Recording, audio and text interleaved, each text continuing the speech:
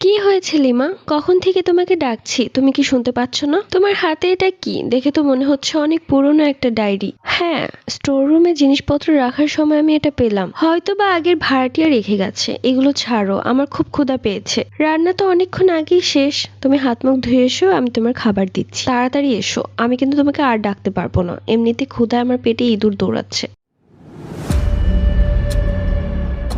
আমি লিমা। বোঝাই যাচ্ছে আমি এই ফ্ল্যাটে নতুন এসেছি। আমার হাজবেন্ড একজন সরকারি কর্মকর্তা আর আমার ছেলে মিহির, ওর বয়স মাত্র 2 বছর। আমরা এই তিনজন মিলেই আমাদের সুখী পরিবার। ঘর গোছানো শেষ হলে যে জিনিসপত্রগুলো স্টোর রুমে রাখা উচিত সেই জিনিসগুলো আমি স্টোর রুমে এক এক করে রাখছিলাম, কিন্তু তখনই আমার চোখ পড়লো স্টোর রুমের এক কোনায় পড়ে থাকা একটা পুরনো ডায়েরির দিকে। ডায়েরিটা দেখে মনে হচ্ছে অনেক পুরনো, ধুলো জমে কি অবস্থা হয়েছে। এমনিতে আমি বই পড়তে অনেক ভালোবাসি, আর এই ডায়েরিটা পেয়ে ভাবলাম এটাকেও পড়ে ফেলি। কিন্তু কি লেখা ছিল সে ডায়েরিতে, যার কারণে আমি এত মনোযোগ দিয়ে ডায়েরি পড়ছিলাম। আমার হাজবেন্ড আমাকে এত ডাকার পরেও আমার কান অবধি পৌঁছাচ্ছিল না। সব কাজ শেষ করে মিহিরকে ঘুম পাড়িয়ে আমি আবারও বসলাম সে ডায়েরি নিয়ে। সাল 2005, মাস জুলাই, তারিখ 10, সময় বিকাল 5টা 35 মিনিট। আকাশে মেঘ জমে গেছে, যে কোনো সময় বৃষ্টি নামবে। উঠোনে দাঁড়িয়ে আকাশের দিকে তাকিয়ে রইলাম। মনে হচ্ছে বৃষ্টির ফোঁটা আমার চোখেই পড়বে। কেউ একজন আমার ঘাড়ে হাত রেখে বলল, কিরে ময়না, এই অবেলায় চুল ছেড়ে বাহিরে দাঁড়িয়ে আছিস কেন?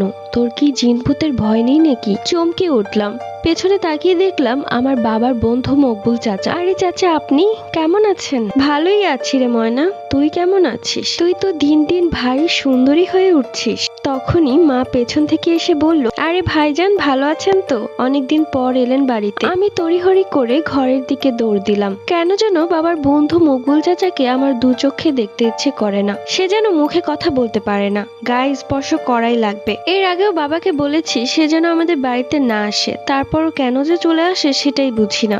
আপু, কে এসেছে? কে আর আসবে? সেই লোকটা এসেছে।